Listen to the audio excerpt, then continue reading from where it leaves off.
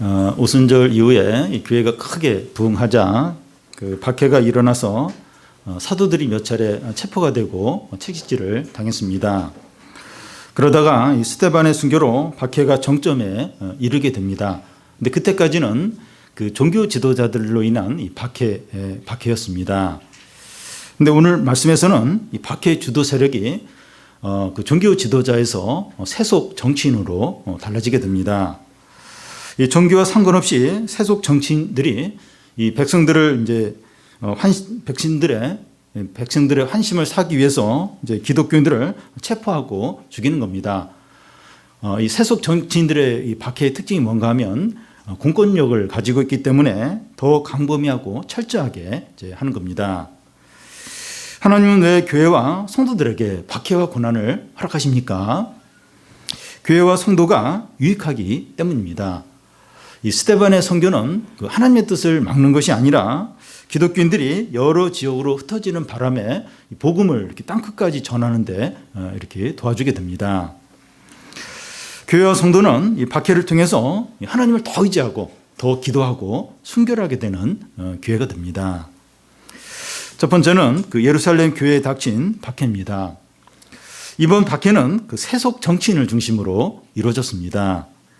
1절에서 이 4절까지를 보면 그때 헤롯 왕이 손을 들어 교회 중에서 몇 사람을 해하려 하여 요한의 형제 야고보를 칼로 죽이니 유대인들이 이 일을 기뻐하는 것을 보고 베드로도 잡으려 할세 때는 무교절 기간이라 잡음에 옥에 가두어 군인 내식인 내패에 맡겨 지키고 유월절 후에 백성 앞에 끌어내고자 하더라. 여기 나오는 헤롯은 헤롯 아그리파 1세로 헤롯 대제의 이제 손자입니다. 우리가 그 마태복음에서 살펴본 그 예수님을 죽이려고 했던 그 헤롯 왕의 그 손자 헤롯 아그리파입니다. 그의 조상이 그 에돔 족속인데 그 헤롯 그쪽 조상이 이제 에돔이에요. 에돔 족속이기 때문에 유대인들이 자기들의 출신 성분을 알고 자기들 싫어한다 이걸 알고선 유대인들의 환심을 살려고 애를 많이 씁니다. 이 정치인들의 주된 관심은 그 백성들이 무엇을 원하는가 그걸 찾아서 그걸 채워줌으로 인정을 받으려고 합니다. 빌라도가 예수님이 무죄인 줄 알면서도 그러면 석방을 해줘야 되죠. 근데 석방을 안 해주고 백성들이 강하게 십자가에 못 박으라고 하니까 결국 이제 백성들이 원하는 대로 해준 것과 같습니다. 헤롯 아그리파가 보니까 유대인들이 기독교인들에 대해서 못마땅해 하는 것을 이게 느껴지는 겁니다. 그 당시에 기독교인들은 대부분 이제 유대인이고 그 유대인들 가운데서 이제 기독교인들만 따로 온 파당처럼 이렇게 따로 모여서 이제 예수님을 믿는 그런 무리로 이제 이렇게 생활을 이제 하는 겁니다. 그리고 이 기독교 그 유대인들은 그 이방인들을 형제라고 하면서 같이 교제를 해요. 교제를 하고 또 막 함께 이제 가깝게 지내고 이걸 이제 다른 그 유대인들이 볼 때 못마땅한 거예요. 아니 그 유대인들은 그 가까이 하면 안 되는 그런 어떤 존재로 그동안 여겼는데 이 기독 유대인들은 뭐 이방인들 형제라고 하고 교제하니까 이게 너무 싫었던 겁니다. 특히 베드로가 최근에 고넬료 가정에서 막 이방인들에게 성령이 임했던 그런 일들이나 또 안디옥에서 많은 이방인들이 교회에 들어와서 막 신앙생활하고 이런 게 그 같은 어떤 유대인들 예수님을 믿지 않는 같은 유대인들이 볼 때 너무나 싫었던 거예요. 너무나도 이 기독교 그 예수님 믿는 유대인들이 같은 동족이지만 너무나도 미웠던 겁니다. 그걸 이제 헤롯 아그리파가 아는 거예요. 그래서 헤롯 아그리파는 기독교인 중에서 몇 사람을 죽이기로 이제 마음을 먹고 요한의 형제이고 대표적인 사도들 세 사람 중에 한 명인 야고보를 이렇게 죽였습니다. 그러자 유대인들이 너무 좋아하는 거예요. 그걸 보면서 지금 유대인들이 굉장히 좋아하는구나 하면서 또 이제 한 사람을 이제 잡으려고 하다가 그 대표적인 세 명의 사도들 중에서 한 명이고 아주 대표적인 그런 제자인 베드로를 이제 체포해서 이제 이렇게 죽이려고 합니다. 근데 그때가 무교절 기간이라 죽일 수는 없고 이제 무교절이 다 끝난 후에 이제 밖으로 끌어내서 죽이려고 일단 이제 감옥에 가둬 놉니다. 이 대표적인 세 명의 사도들 가운데 하나인 야고보가 이미 죽임을 당했고, 또 이 사도들 중에서 대표인 베드로가 이제 잡혀가지고 죽을 위기에 이제 놓였는데, 이건 교회의 큰 위기입니다. 아주 치명적인 박해가 시작이 된 겁니다. 근데 하나님은 교회에 왜 이런 그 치명적인 박해를 허락하시느냐 하는 겁니다. 스데반 순교 이후에 잠시 박해가 잠잠하는가 싶더니 다시 또 아주 심각한 박해가 시작이 된 겁니다. 우리는 신앙 때문에 그 어려움을 겪는 일을 이상하게 여기지 않아야 됩니다. 그러니까 하나님은 이런 일을 허락해요. 그 대표적인 그 사도들이 잡히고 막 목숨을 잃게 되고 막, 그러니까 이런 일을 하나님 얼마든지 막으실 수도 있는데 허락을 이제 하신다는 거예요. 그래서 우리에게 이렇게 어려움과 또 이렇게 위기와 박해가 찾아오는 것을 이상하게 여기면 안 된다는 겁니다. 잠시 어려움 없이 지내는 기간이 있다면 감사하게 여겨야 돼요. 감사하게 여기고, 그러다가 새로운 어려움이 닥쳐오면 이상하게 여기지 말고 믿음으로 잘 감당을 해야 한다는 겁니다. 여러분, 이렇게 성령이 우리를 인도하시는데 또 하나님의 뜻대로 우리가 살면 좋은 일이 계속 생기고 어려움이 다 피해가고, 그게 아니라 어려운 가운데로 하나님 인도하실 때가 많습니다. 하나님 그렇게 하세요. 이렇게 어려움도 허락하고 또 고난 가운데로 우리를 인도하고, 그래서 우리에게 이렇게 손해를 보고 막 또 어려움을 당하고 막 이렇게 막 누구한테 막 미움을 당하고 이런 일을 겪을 때 이상하게 여기지 말라는 거예요. 믿음으로 잘 감당을 해야 한다는 겁니다. 바울은 이 골로새 교회를 위해서 이 받는 고난을 기쁘게 여긴다고 말하면서 그리스도의 남은 고난을 자기 육체에 채운다고 말했습니다. 신앙 때문에 이 고난을 겪게 되면 받겠다는 겁니다. 신앙 때문에, 믿음 때문에, 예수님 때문에 고난을 겪는다면 받겠다는 겁니다. 그래서 근데 꼭 이렇게 신앙 때문은 아닌 것 같아요. 근데 삶이 어려워요. 뭐 경제적인 어려움이든지 뭐 질병이든지 그런 어려움이 있어도 그걸 이렇게 받는 거예요. 어떤 면에서 또 신앙 때문에 받는 것일 수 있고, 그래서 이 고난이, 그 현실적인 고난들이 올 때 그걸 막 피하려고 하고 막 불평하려고 하고 그렇게 할 게 아니라 이렇게 믿음으로 감당을 하는 겁니다. 왜냐하면 유익해요. 우리 성도들에게 교회에 고난이 유익하다는 겁니다. 첫째는 고난이 오면 마음이 겸손해져요. 그리고 더 기도를 하게 됩니다. 그리고 이렇게 뭐 제 유혹이나 이런 걸 이렇게 조금이라도 더 멀리 하게 되는 기회가 된다는 거예요. 그래서 어떤 모양의 고난과 어려움이라 할지라도 그걸 다 이렇게 믿음으로 감당하려고 해야 한다는 겁니다. 근데 여기서 우리에게 이제 의문이 들 수 있는 게 있는데, 야고보는 죽게 놔두고 베드로는 왜 살리는가 하는 겁니다. 잠시 후에 살펴보겠지만 하나님이 베드로를 기적적으로 감옥에서 나오게 해서 살게 하십니다. 그러면 야고보도 죽지 않도록 기적적으로 보호하실 수도 있는데 왜 야고보는 칼에 죽도록 그냥 놔두셨느냐 하는 겁니다. 2절에 그 요한도 나오는데 요한도 이때 안 죽어요. 이때 막 야고보, 베드로까지 다 잡아들이는데 요한은 이때 잡히지도 않고 베드로는 90세까지 이제 살다가 요한계시록까지 쓰고 이제 죽게 됩니다. 이 대표적인 세 명의 사도이지만 각각 다 다릅니다. 그 이유는 이 각 사람에 대한 하나님의 인도하심과 역할이 다 다르기 때문입니다. 세 명의 사도 모두가 하나님의 영광을 위해서 살지만 이 각자가 하나님께 영광을 돌리는 방식이 다르다는 겁니다. 각 사람이 어떤 역할을 하고 언제 어떤 식으로 죽느냐 하는 것은 하나님이 결정을 합니다. 우리가 결정을 할 수가 없는 거예요. 나는 언제 어떤 방식으로 이렇게 생을 마감하겠다. 그건 우리가 못해요. 이건 하나님이 다 하십니다. 사람이 자기 미래에 대해서 다 알려고 하고 자기 원하는 대로 되어야 한다고 고집하는 게 교만입니다. 교만.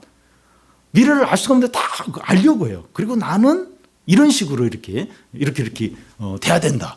미래를 그렇게 고집하고 주장하는 건 교만입니다. 우리는 한 교회 안에서도 다른 교회를 이제 보면서 우리 자신도 모르게 비교할 때가 있습니다. 비교하면서 감사하다, 기쁘다 이러기보다는 불평할 때가 더 많습니다. 같이 예수 믿는데 왜 저 가정은, 왜 저 집은, 왜 저 집의 자녀들은 저렇게 신앙생활도 잘하고 공부도 잘하고 근데 우리 아이는 왜 이럴까? 뭐 이런 식으로. 그러니까 이렇게 그 비교를 하게 되고 이렇게 비교하면서 감사하기보다는 불평을 할 때가 많습니다. 그런데 이 믿음이라는 게 뭔가 하면 우리 각자에 대한 하나님의 계획과 인도가 다 다르다는 것을 받아들이는 겁니다. 이게 사실 어려워요. 어렵습니다. 그러니까 예수님을 믿기 전에는 잘 그런 생각을 안 했는데 예수님을 믿고 나서는 이제 나는 존귀한 자다. 하나님의 축복을 받아야 된다. 이런 생각을 하면서 비교를 하는 거예요. 쟤는, 저 사람은, 저 가정은 저런데 왜 나는, 우리 가정은 나는 왜 이럴까? 이러면서 이게 화가 나고 불평이 나올 때가 있습니다. 그래서 믿음이라는 게 뭔가 하면 이 다른 사람과 내가 다르다. 이 인도하심이나 또 이렇게 여러 가지 소유나 여러 어떤 재능이나 이게 다르다. 이걸 인정하는 거. 우리 부모들에게 있어서 믿음이 뭔가 하면 우리 집 애하고 다른 집 애랑 다르다. 신앙도 다르고 성격도 다르고 머리도 다르고 성적도 다르고 다 다르다. 이걸 인정하고 받아들일 때 우리 애가 귀하게 여겨져요. 이뻐 보입니다. 전에는 막 너무 밉고 그냥 한숨이 나오고 막 이제 그럴 수 있는데 이게 다르다. 이게 다 하나님의 인도하심이나 이 모든 게 우리 각자가 다 다르다. 이걸 이렇게 받아들이는 게 이게 믿음입니다. 누구는 이제 이렇게 이 나이에 애가 초등학교 다니고 또 막 나는 지금까지 뭔가 내가 이 결혼식에 부주한 돈이 얼만데 나는 언제까지 부주만 해야 되나? 한 번씩 이제 이런 생각 화가 나요. 결혼식 갈 때마다 화가 납니다. 이런 부분도 하나님 앞에서 인정을 하는 거예요. 이게 다르다. 이 길이 다 다르고 다 다르다. 이게 이제 믿음입니다.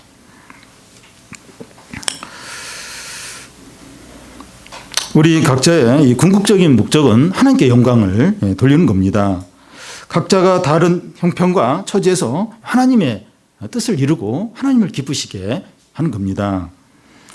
똑같이 하나님을 믿는데 남들보다 경제적으로 어렵고 건강도 안 좋고 여러 상황이 안 좋은 상황에서 신앙생활을 하는 사람에게 하나님께서 상을 더 큰 것을 주십니다.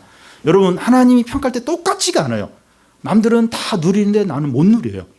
그리고 훨씬 이렇게 노력을 하는데도 안 되고 어려운 가운데서 신앙생활을 하는 사람에 대해서 하나님은 더 큰 상을 주십니다. 어떤 경우에는 할 것이 없어. 너무 어려워가지고 교회를 위해서 할 수 있는 것도 없고 다른 사람을 위해서 할 것도 없고 그냥 지금 막 너무 화가 나고 마음이 상하는데 그냥 마음과 믿음을 이 상황에서 잘 지키는 것만 해도 하나님께서 상 받는 사람도 있습니다. 그러니까 상황이 다 달라요. 다른데 남들보다 더 힘들게 이렇게 신앙생활을 하고 있다면 이 불평할 게 아니라 내가 여기서 조금만 더 잘해도 상을 받는구나. 그걸 생각하고 인내를 해야 됩니다.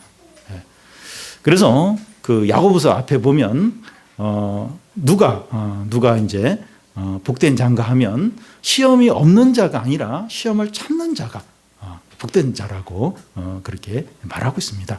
그러니까 어려움이 없는 자가 복된 자가 아니라 어려움이 있어요. 참 남들도 힘들어요. 근데 그걸 이렇게 잘 믿음으로 참는 자가 복되다, 축복되다, 진정으로 행복한 자라고 말씀합니다. 다음은 이 감옥 안에 있는 베드로의 이 구출입니다. 베드로는 감옥 안에서 철저히 갇혀 있고 6월절이 이제 지나면 죽게 됩니다. 베드로는 군인 4명이 사계조로 나눠서 24시간 감시를 당합니다. 5절, 6절 우리 한 절씩 교대로 읽겠습니다. 이에 베드로는 옥에 갇혔고 교회는 그를 위하여 간절히 하나님께 기도하더라.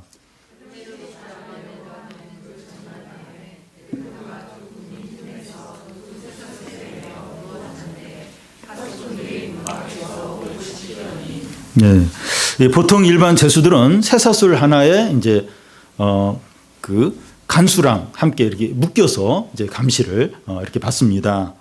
근데 베드로의 경우에는 두 사슬의 군인이 양옆에서 세 사슬로 묶여 있고 또 감옥 밖에도 또 군인이 지키고 또 그 밖에도 감옥이 이제 이 간수들이 이중으로 이제 지킵니다. 외부에서 베드로를 구출할 방법도 없고 베드로가 스스로 나올 수도 없습니다. 베드로는 이제 죽은 목숨과 같습니다. 그런 절망적인 상황에서 교회는 어떻게 합니까? 5절 중간에 보면 교회는 그를 위하여 하나님께 간절히 기도하니라. 여기 간절히 기도한다고 하는 것은 예수님이 겟세마네 동산에서 이 땀방울이 핏방울이 되도록 그렇게 간절히 열심히 기도한 것을 말합니다. 예수님이 겟세마네 동산에서 기도하던 그런 간절함과 열심을 가지고 교회가 이제 베드로를 위해서 기도를 하고 있습니다. 이것을 보면서 참 교회 성도들이 이 현실과 어려움 앞에서 참 너무 무기력하다 하는 것을 이제 느낄 수 있습니다. 그러니까 뭐 무슨 그 특공대나 이렇게 무슨 그런 어떤 걸 조직해서 이렇게 구출을 한다든지 아니면 또 이렇게 위에 힘 있는 사람에게 노비를 해서 나오게 한다든지 그럴 수 있는 어떤 인맥도 없고 또 이제 돈도 없고 어떤 무슨 능력도 없고 그러니까 이렇게 그냥 모여서 이제 열심히 이제 기도만 이제 하는 겁니다. 그런데 이 기도밖에 할 수 없다고 말하는데 사실은 그 일이 가장 강력한 일입니다. 성도들이 함께 마음을 합쳐서 하는 기도가 가장 강력한 무기였습니다. 7절을 보면 호련히 주의 사자가 나타나매 옥중의 강체가 빛나며 또 베드로의 옆구리를 쳐 깨워 이르되 급히 일어나라 하니 쇠사슬이 그 손에서 벗어지더라. 유월절이 끝났기 때문에 내일이면 이제 베드로는 처형을 당하게 됩니다. 그런데 그 전날 밤 호련히 갑자기 주의 사자가 베드로가 갇혀 있는 감옥 안에 나타났습니다. 유월절 기간이 7일인데 7일 가운데 어느 날 이제 이렇게 나타난 게 아니었습니다. 내일 아침이면 끌려가서 이제 처형을 당하게 되는데 그 전날 밤에 하나님의 천사가 감옥에 나타난 겁니다. 교회도 유월절 기간 동안에 모여서 이제 계속 기도를 하면서 오늘은 나오겠지, 오늘은 나오겠지. 그런데 못 나오는 거예요. 그 다음 날이면 이제 딱 끌려 나와서 이제 죽임을 당하는데 그 전날까지 이제 나오지 못했던 그 전날 낮에까지 아무 소식이 없었던 겁니다. 그러다가 그날 밤 이제 천사가 이 감옥 안에 나타난 겁니다. 여러분, 하나님께서 이 성도들의 기도를 들으시고 응답하시는 때는 우리가 생각하는 때와 전혀 다르게 이 9회 말 투아웃 그때 이제 응답을 하시고 딱 1분 남았는데 그 1분 안에 역전이 일어나면서 이렇게 응답하실 때가 많이 있습니다. 그래서 이 낙심하지 말고 끝까지 기다려야 됩니다. 이 마지막 순간까지 절대로 믿음을 포기하면 안 됩니다. 그러니까 우리가 생각한 그런 때에 이렇게 임하지 않고 우리가 이미 다 포기하고 이제 안 되는구나. 그럴 때 이제 하나님 이제 역전을 일으키시면서 응답하실 때가 많다는 겁니다. 그래서 끝까지 인내하면서 마지막까지 이 믿음의 끈을 놓치면 안 됩니다. 그리고 여기서 놀라운 것은 이 하나님의 천사가 감옥에 들어왔을 때 베드로는 깊은 잠에 빠져 있었다는 겁니다. 베드로의 옆구리를 쳐 깨워 이르되 그러니까 쳐서 발로 찼는지 모르겠어요. 쳐서 이제 깨워야 일어날 정도로 깊이 자고 있었다는 겁니다. 내일 처형당하기로 예정돼 있어요. 그러니까 생애 마지막 밤을 보내는데 깊은 잠에 빠져서 그래서 막 발로 차야만 일어나는 그런 잠에 빠져 있었다는 겁니다. 그 12절에 보면 베드로가 잠을 자고 있을 그 시간에 교회 성도들은 베드로를 위해서 간절히 기도를 하고 있습니다. 그러니까 지금 성도들은 그 시간에 그 늦은 시간에 깨어서 잠도 안 자고 기도하고 있어요. 근데 본인은 지금 깊은 잠 가운데 이제 빠져서 이제 있는 겁니다. 이걸 어떻게 봐야 합니까? 베드로의 믿음이 너무 좋거나 아니면 아무 생각이 없는 아니면 삶을 포기했든지 그런 것 중에 이제 하나죠. 예수님도 갈릴리 호수를 건널 때 폭풍이 너무 심해서 베드로는 막 이제 그 제자들은 거의 막 죽는 것처럼 막 두려워 떨었는데 예수는 배 밑에서 깊이 잠을 자신 적이 있습니다. 베드로가 내일 날이 밝으면 자기의 목숨이 야고보가 죽은 것처럼 그렇게 될 줄 알고도 평상시 같이 잠을 잘 수 있었습니다. 이것은 이 성도들의 합심기도 때문입니다. 성도들의 합심기도가 베드로에게 놀라운 평안과 믿음을 준 것입니다. 그러니까 이 정상적으로는 그럴 수가 없어요. 어떻게 잠을 잘 수가 있겠습니까? 내일 자신의 생이 다 끝나요. 근데 이 성도들이 막 합심으로 간절히 기도하니까 베드로에게 말할 수 없는 평안과 또 믿음이 이제 있었던 겁니다.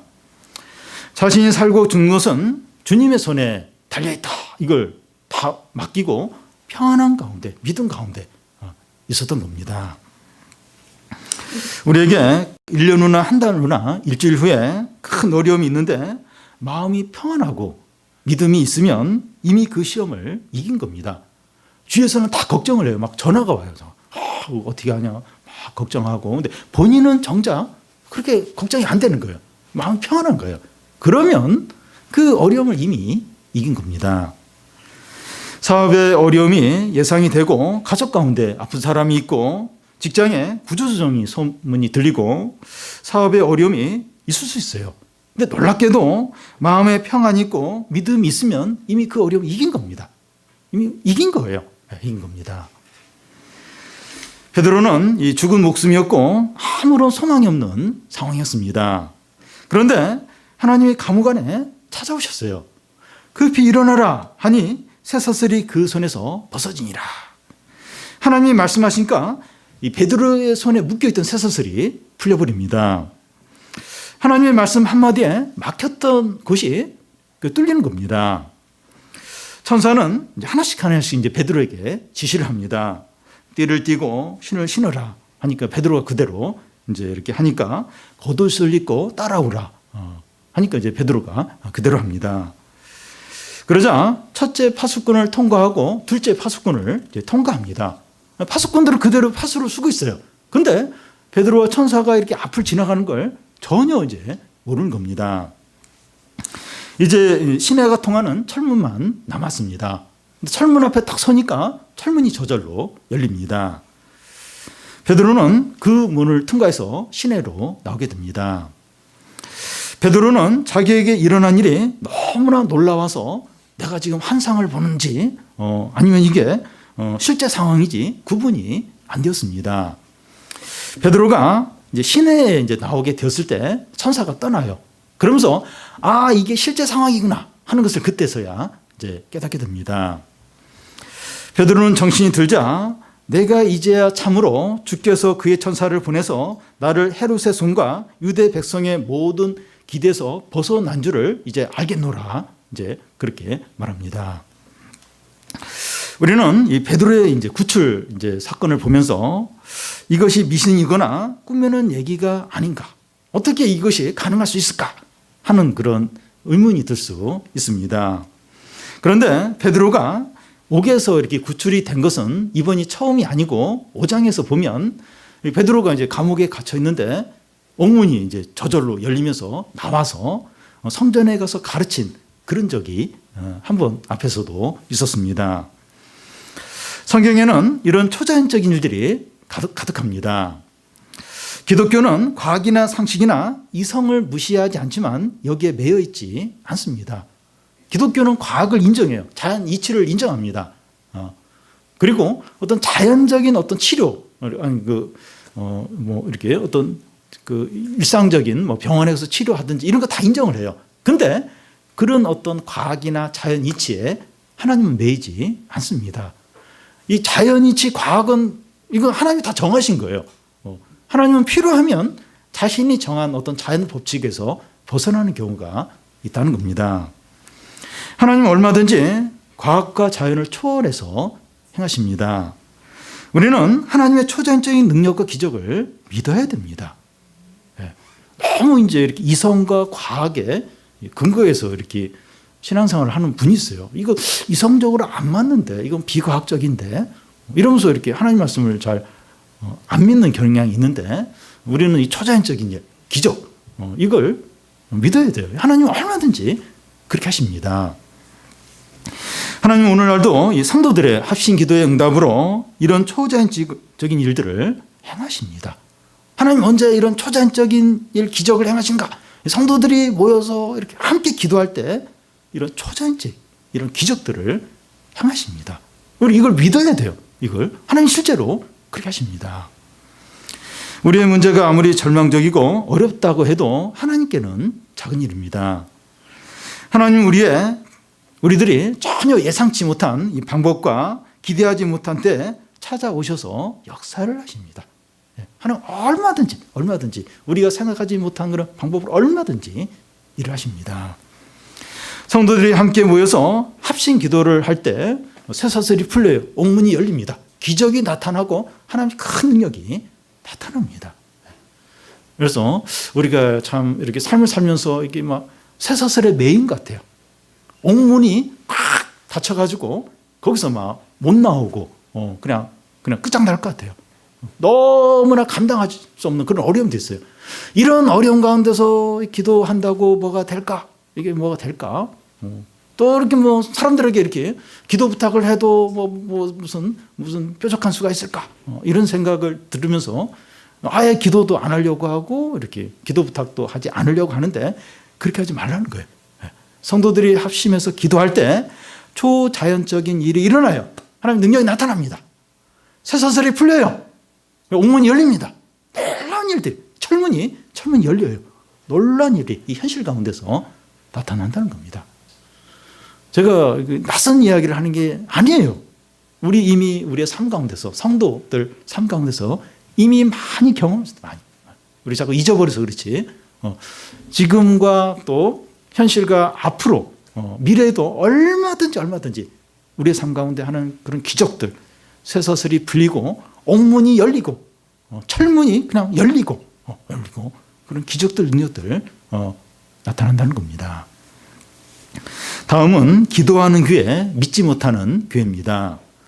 12절을 보면 깨닫고 마가라는 요한의 어머니 마리아의 집에 가니 여러 사람이 거기 모여서 기도하고 있더니 베드로가 천사에 의해서 감옥에 나왔을 때 성도들은 마가라는 요한의 어머니의 집에서 기도하고 있었습니다. 여기 보면 여러 사람이 기도했다고 되어 있는데 영어 성경에 보면 많은 사람이 기도했다고 이렇게 표현이 되어 있습니다. 성도들은 여러 날 모여서 기도를 하는데 숫자가 줄어들지 않고 계속해서 많은 사람들이 모여서 기도를 했습니다.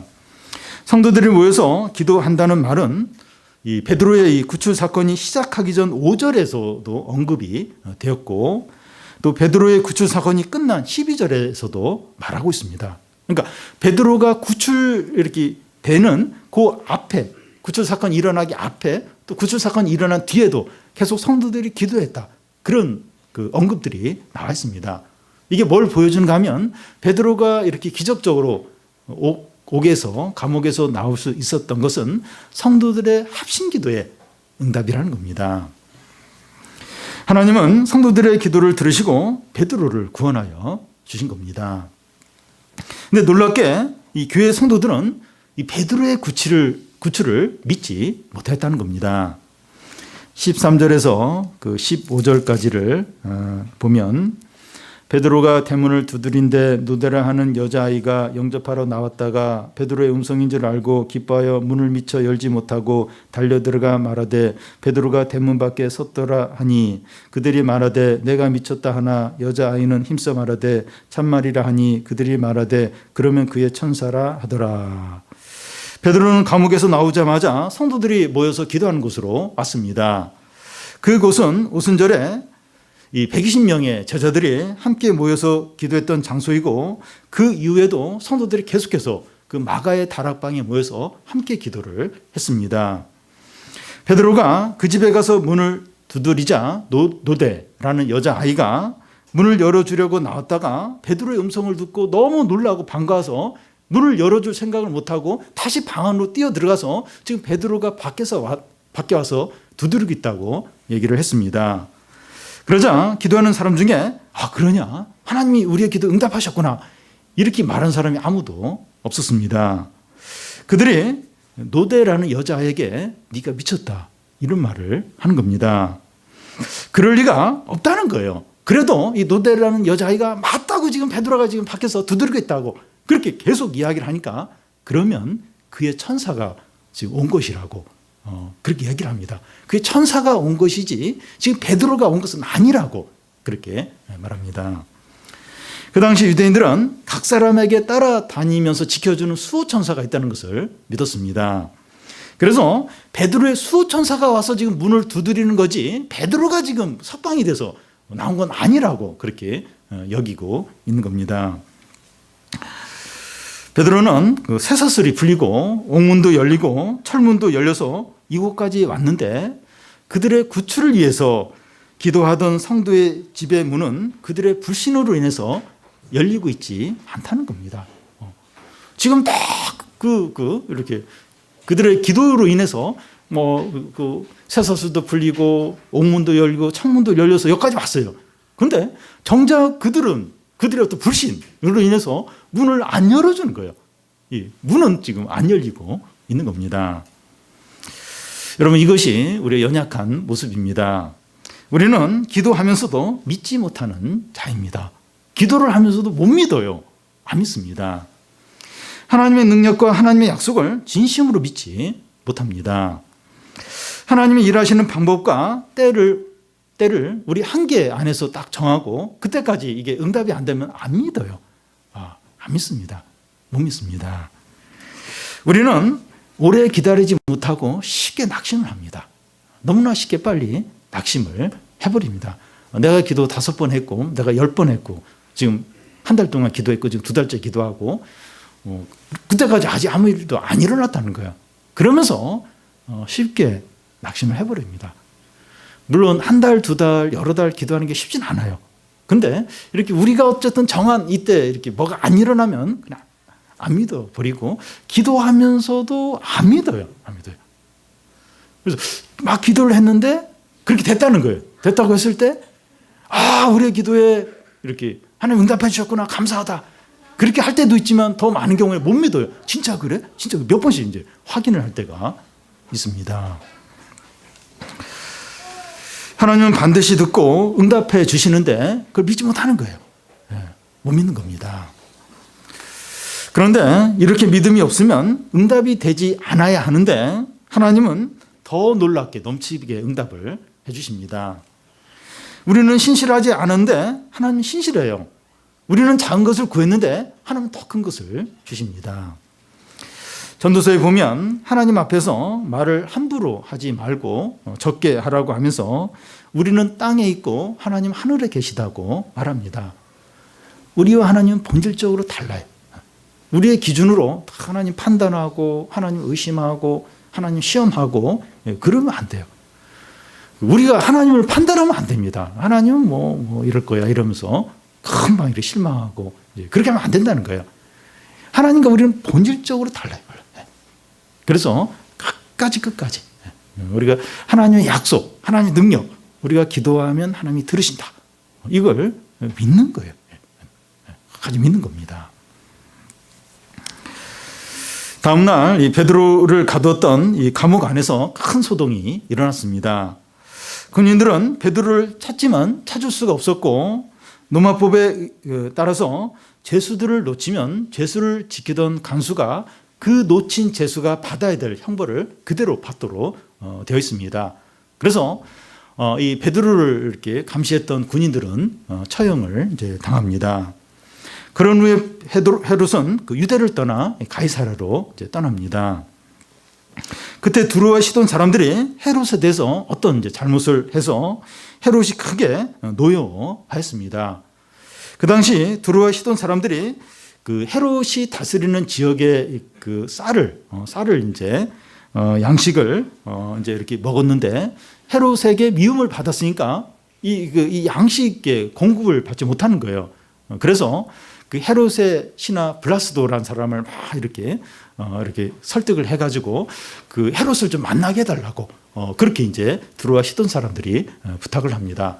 그래서 헤롯이 어느 날 날을 정해가지고 극장 같은 데서 이렇게 두로와 시돈 사람들에게 연설을 해요. 그러자 이 두로와 시돈 사람이 그 헤롯이 하는 말을 듣고 이건 사람의 목소리가 아니라 신의 목소리다. 신의 음성이다. 아부를 하는 거죠. 막 그런 아부를 하게 됩니다. 그러면 헤롯은 이 쓸데없는 얘기하지 말라고. 내가 무슨 그 신이냐고 이렇게 했어야 됐는데 그걸 즐겨요. 그래, 나는 신이다. 이러면서 아주 교만하게 그렇게 행동을 이제 하게 됩니다.